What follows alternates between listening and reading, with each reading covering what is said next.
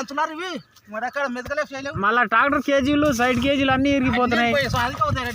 కేజీలు అన్ని అరే పోతున్నాయంటే ఏం చేయాలి మామ? ఇగో రాళ్ళన్నీ ఉంటాయి చిలకలు కదా. చెప్పండి శనోళ్ళకి ఏం చెప్తు నేను మాట వాళ్ళేం చేనులో పోయి చూడతారా?